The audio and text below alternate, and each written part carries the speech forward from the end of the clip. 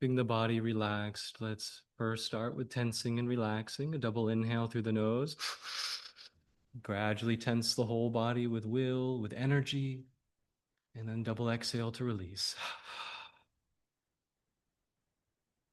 And again, double inhale. Building the tension gradually, holding and vibrating, and relaxing. Once more. And relaxing.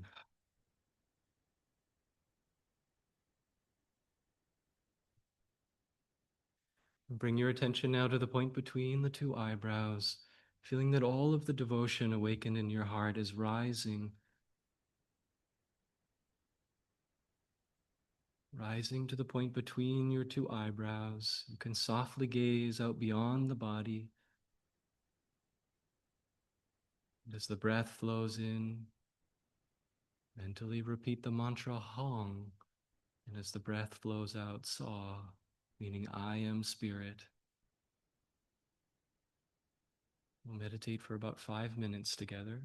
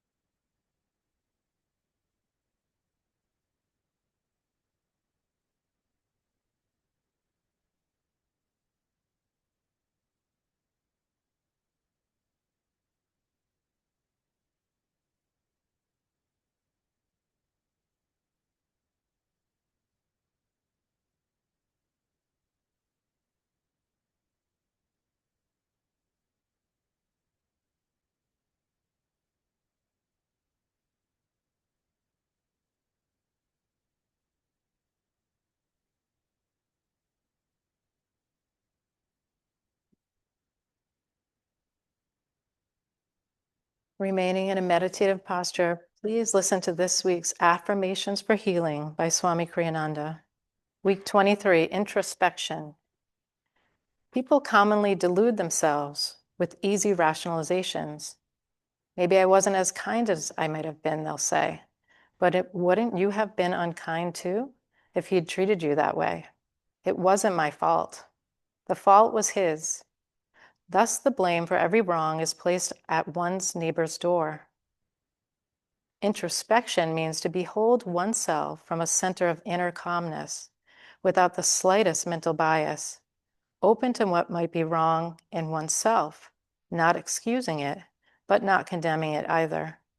Introspection means referring what one sees to the superconscious mind and detachedly accepting guidance when it comes. The affirmation, I am what I am, wishing cannot change me. Let me therefore face my faults with gratitude, for only by facing them can I work on them and change them. Repeating after me in a loud voice to engage the conscious mind, I am what I am. I am what I am. Wishing cannot change me. She cannot change. Let me therefore face my faults with gratitude, Therefore, face my faults with gratitude. for only by facing them can I work on them and change them. By facing them, can I work on them and change them? Now in a conversational tone, I am what I am. Wishing cannot change me. Let me therefore face my faults with gratitude, Therefore, face with gratitude. for only by facing them can I work on them and change them. By face, can I work on them and change them? Now in a whisper, I am what I am. Wishing cannot change me. Let me therefore face my faults with gratitude, for only by facing them can I work on them and change them.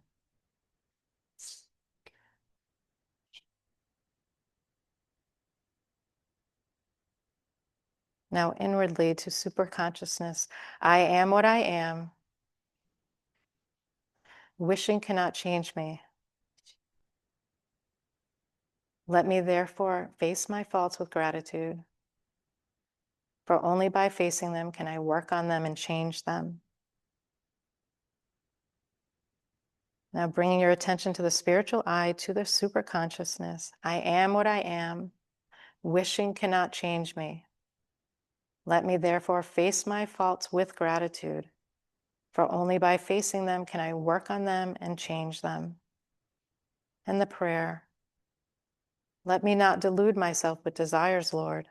Teach me to see behind the play of my thoughts thy ever calm gaze of wisdom.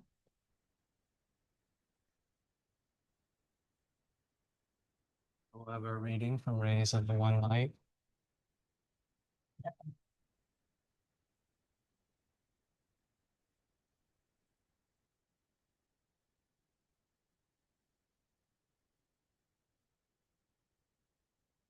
Rays of the One Light, weekly commentaries of the Bible and the Bhagavad Gita.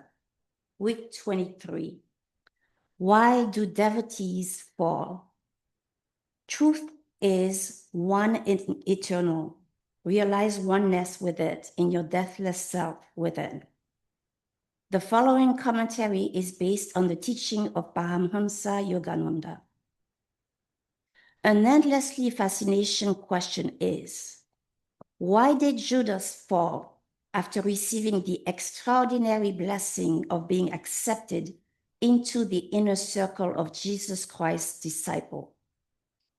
For Judas was one of the 12 apostles, yet he betrayed Jesus and earned for himself the opprobrium of Christendom for all futurity for his sin. We find Judas reprimanding Jesus just days before that betrayal.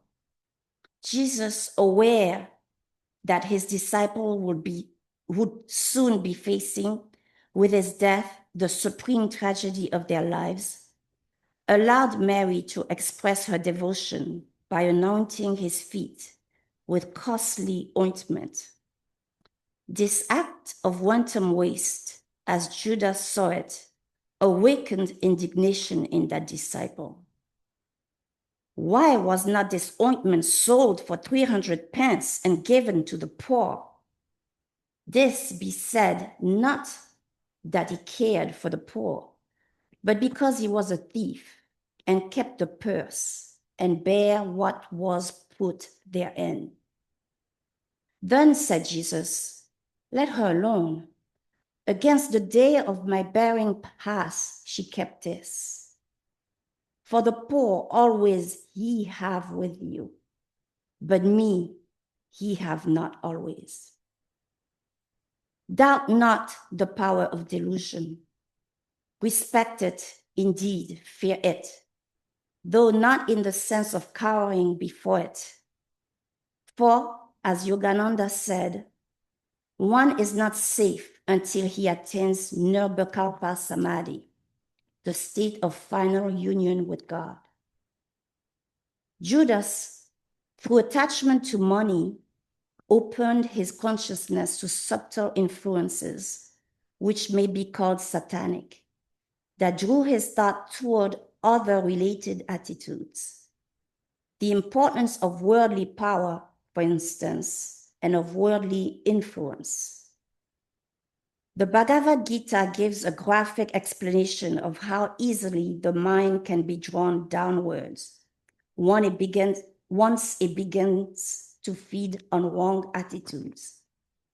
In the second chapter, Sri Krishna states, if one ponders on sense object, there springs up attraction to them.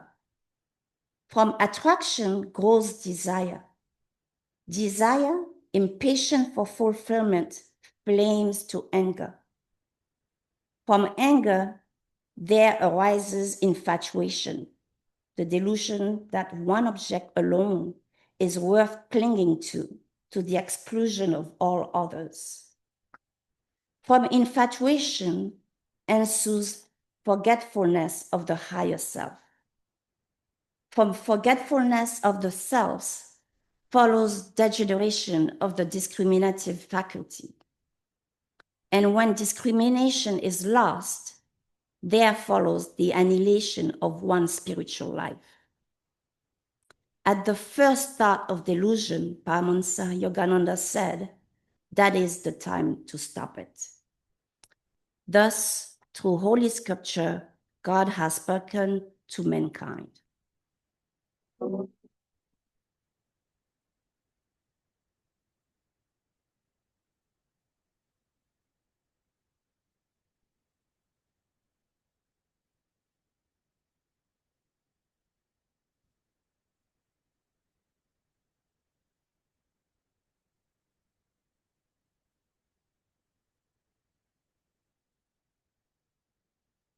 Morning, everyone. Nice to see you all. Would you all like chairs to sit up here? Are you comfortable? Okay. Not everyone's as tall as me in this congregation, so. Let's continue with reading Verse from Eternity. These are Yogananda's prayer poems. So this is prayer poem number 11, The Prayer at Dawn. And I chose this because I think that it matches. Is everything okay? Okay. So I chose this one primarily because this used to be one of Giovanna's favorite prayers, and Giovanna's been such a special person in my life, so I just wanted to dedicate this to her. So this is Yogananda's Prayer at Dawn. With the opening of the earliest dawn and the lotus buds, my soul softly opens in prayer to receive thy light. Bathe each petal of my mind with thy radiant rays. I saturate myself with the perfume of thy presence, and I wait to waft with the breeze the aroma of thy message of love to all. Bless me that with the spreading dawn I may spread thy love everywhere. Bless me that with the awakening dawn I may awaken all souls with my own and bring them to thee. Beautiful words by Yogananda Ji. So I just want to start by saying that I felt everyone's prayers this week. This is my first time leading Sunday service, and it would just be like waves after waves of people giving love and prayer, and I really appreciate that. It helps when you get waves of nervousness and tension, so it all sort of equalized. So Shannon recommended that I start with a joke, and so we'll start there. So Anyway, she said, okay, when you're preparing for Sunday service, all you have to do, this is the sage counsel of the ages, is just imagine everyone's in their underwear. And I was like, I am not doing that. So don't worry, you're safe. You don't have to worry about me imagining that. So last week, Kyle spoke, I think, really beautifully about how the inner kingdom is right within inside of us, and that nature can reflect to us the beauty of our own consciousness. But ultimately, if we want to experience that joy and that purity of consciousness, we have to go inside of ourselves. So this week is a pretty loaded topic about why do we fall, but it's really important because we need to know why that happens and how we can work with that reality. Um, so first of all, I just want to say that falling is nothing to fear, and there are different ways that we can fall, but not to confuse falling with making an error, because we all make errors sometimes. We all make mistakes. But there is a deeper kind of falling that happens, and that's what the reading I think today is alluding to at Judas, which is when we become discouraged, or we feel hopeless, or we feel disconnected from ourselves. And in a sense, that is a true falling because we're cutting ourselves off from our connection with God.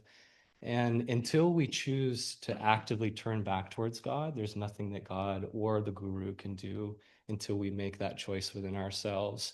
So there's, a gentle fall, which you can think of a child when it's learning how to walk. It has to fall in order to learn how to stand on its own 2 feet.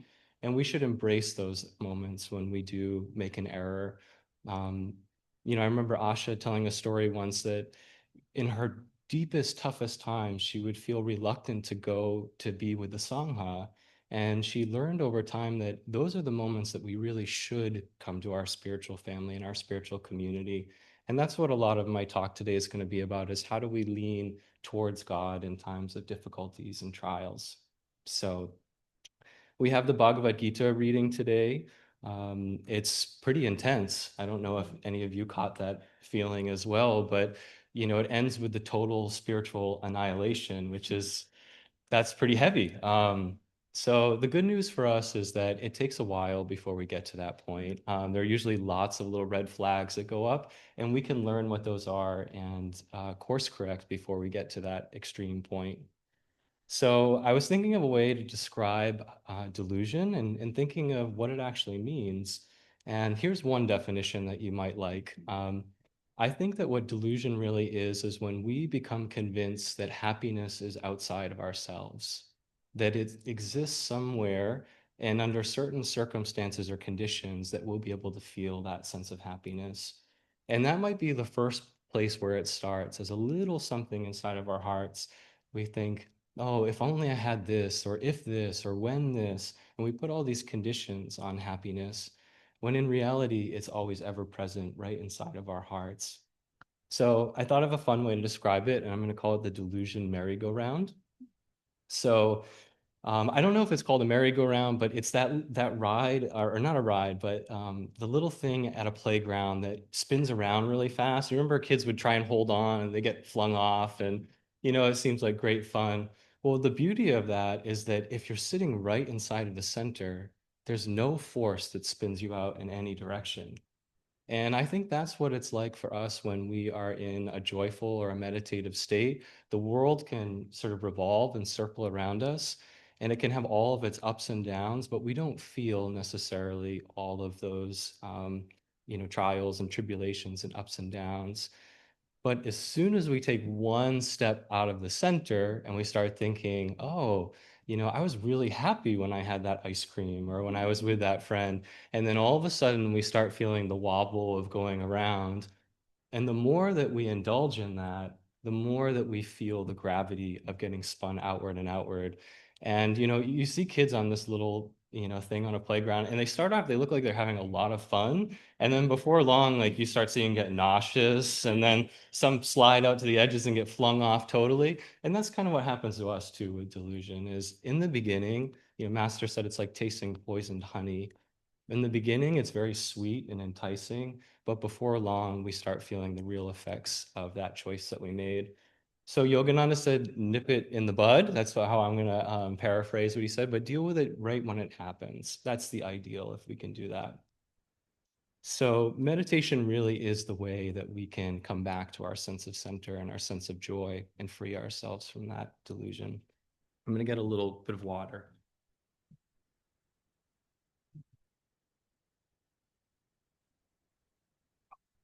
So there's a really beautiful story of this saint from India. His name was Narada, and he achieved liberation, which means that he freed himself from, this whole wheel of incarnation and reincarnation that we're trapped in because of our desires.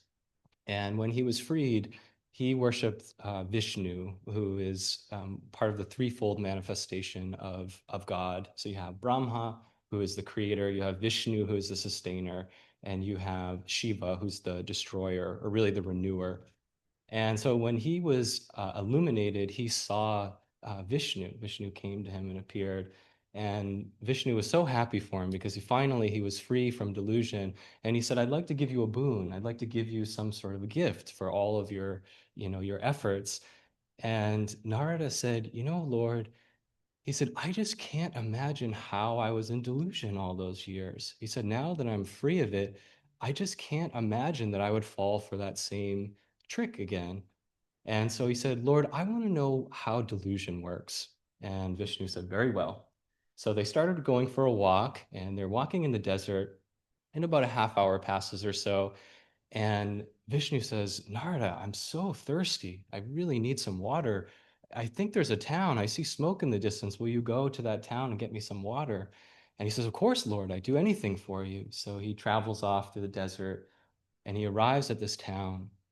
And the first door that he knocks on, there's this beautiful woman that comes to the door, and he's just engrossed in how beautiful and sort of anciently familiar she is. And she says, well, you need come inside, come get a drink of water yourself. I'll give you some food, you can rest, and then we'll go back together and give, a drink to Vishnu.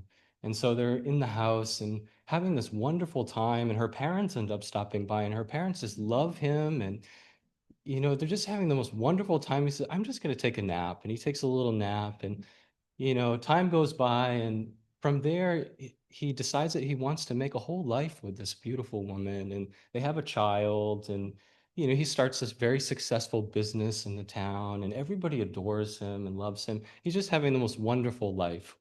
And time goes on. He's at his third child. And it's been 12 years now that he's been with this beautiful woman. And it's the monsoon season. They're on the edge of a desert, and the monsoons come, and these floods wash away his entire business. So in one day, his business is gone. And they're thinking, what should they do to repair everything? And they're walking through all of the wreckage and the debris. And another wave of the surf comes, and he finds himself, he has his baby on his chest, he's holding his two little ones, and his wife is doing everything she can to walk through this deep water. It's getting deeper and deeper and deeper. And he stumbles on a rock, and all of a sudden, his baby goes under the water. So he reaches for the baby, but he lets go of both of his children. And he nearly saves the baby, and the baby washes away. Both of his children can't get their footing, and so they're washed away. And his wife is grieving. She's so sad that her whole entire, everything that she loved and was precious to her, all of a sudden has just left. And she sinks into the water in grief and despair. And then Narada is standing there. Everything that he'd worked so hard for those 12 years was washed away in an instant, and he's bereft. And he lets himself go into the water.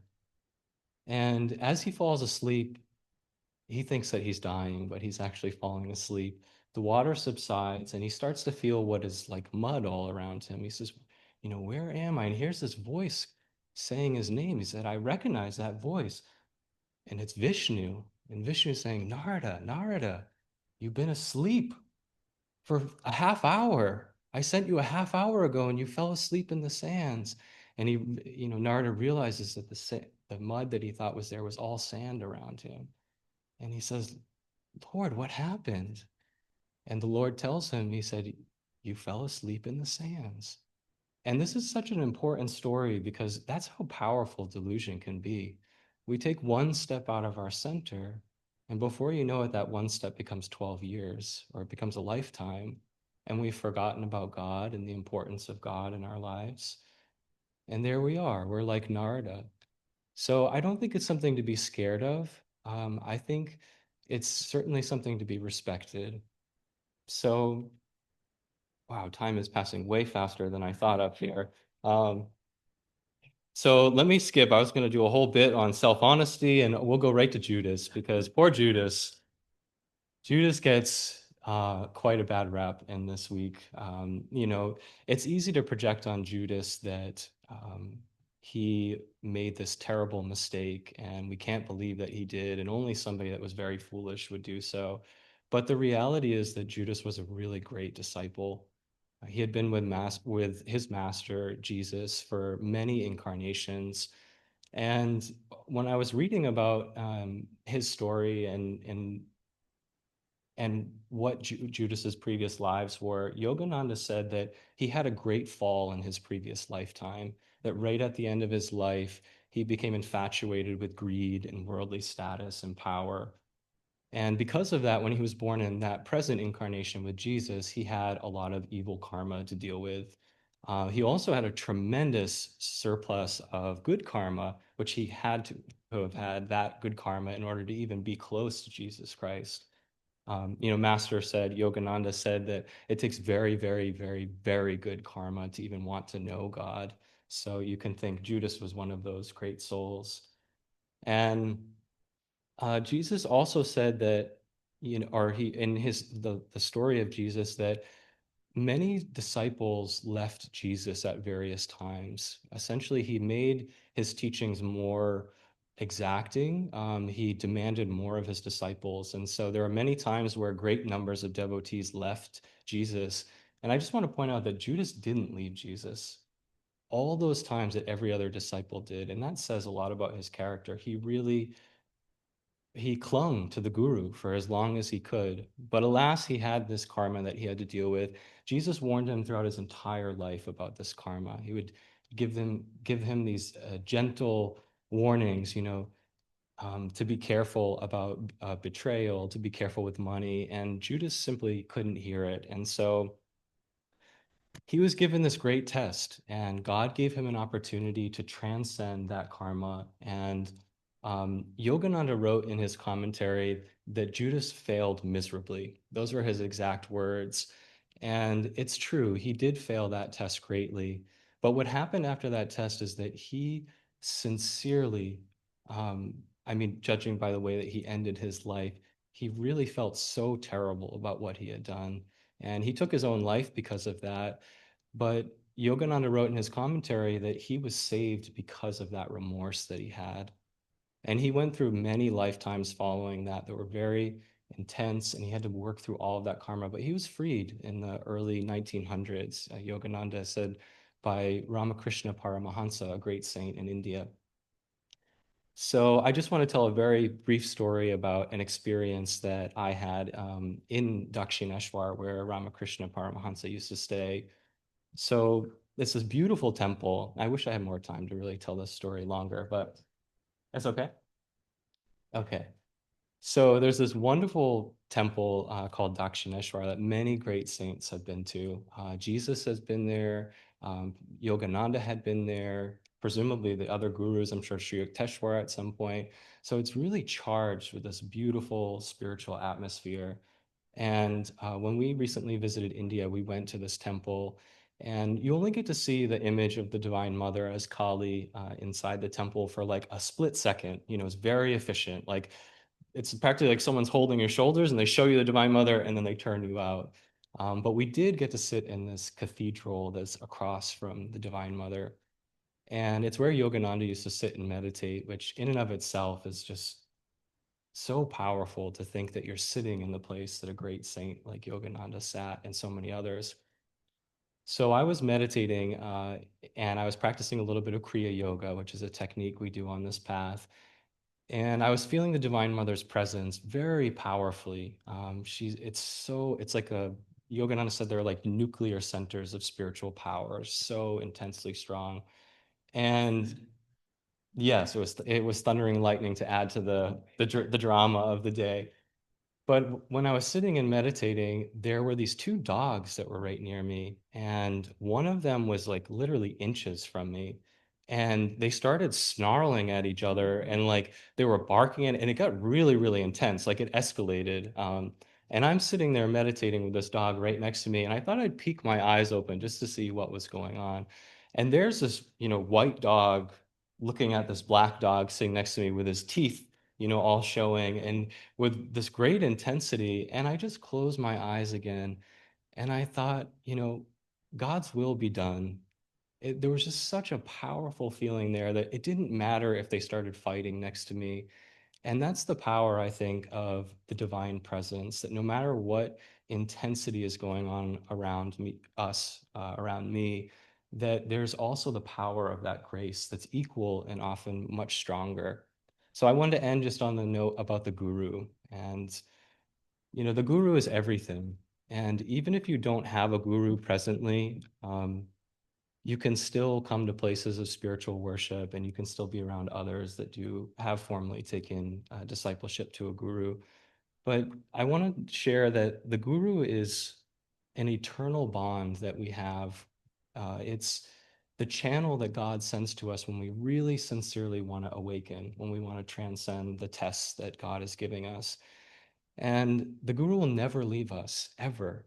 There's wonderful stories in the autobiography of a yogi of how the guru had been with Lahiri Mahashai, for example, one of the masters on the lineage up there, since he was a child, and even in between birth and death. And you can't replace something like that. That's so precious. So the guru is always with us. One thing I wanted to share was that it's really important as we feel too naturally to open ourselves to the guru and show the guru our errors. And this is something that's not always easy to do. You know, being that honest and that vulnerable before anybody is difficult, never mind somebody that can see every thought that you're having and every feeling. But it's very important because the guru loves us. And if we hide from the guru, that's when delusions start to fester and they start to pull us away from the path. So I started a practice. I have a life-size image of Yogananda in my bedroom, and I often will look into his eyes to ask him to inspire me. And I started this practice of showing him the hardest feelings that I don't feel comfortable showing anybody else, and letting him see those and to stop hiding myself from his presence. And the most beautiful thing happens when we open ourselves up vulnerably like that to the guru. Not only does he understand us better than anybody else on this planet, but he also loves more perfectly than anybody else. And to be able to receive that love really has the power to transform anything inside of us. So befriend the guru. I'll close on this story here. One time I was really craving deep personal connection with Yogananda because he's not in the body. Sometimes this happens. And so I was praying, Yogananda, will you come to me in a dream? I really want to I want to see you like in a human way, And so I think I forgot about the prayer altogether, but I had this dream. I was at a water park, and here, get this image. We're up way high on this water slide, and the female disciples are on this side, and the male disciples are on this side. And there's Yogananda in the midst of all of us, and he's giving the most loving attention to each of the devotees and really connecting with them. And he's having so much fun. Nobody was having more fun than Master. He was just, his enthusiasm was like, I've never felt somebody that enthusiastic before. So all the women disciples go down the slide, and there we are, the men, and he's treating us differently because we're individual souls, of course. And he comes to me, and I don't remember the exact words, but he said something along the lines of, David, how are you? How are you feeling? How are things going? And I just remember adoring him, like the most beautiful, loving, heartfelt presence from him. And there he goes right down the slide before all the other, male devotees, and he's wooing and hawing down the slide and having the great old time. So I wanted to close on that because as serious as the conversation is about the power of delusion, we should also have fun and be in joy. There's no greater protection than being in joy with the guru, with our guru bhais. Okay,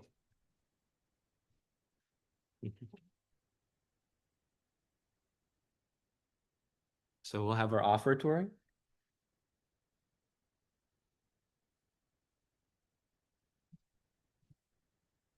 Please take what you would like to give, place it in your right hand, and repeat after me.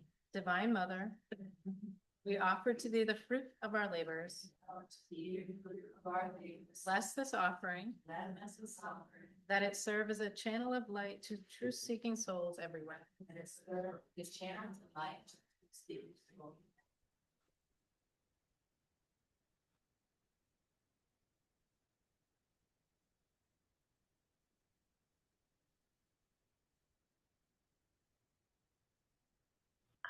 This actually is a poem of Yogananda's that David requested, and it was put to music by a man who used to live at Ananda, named Agni.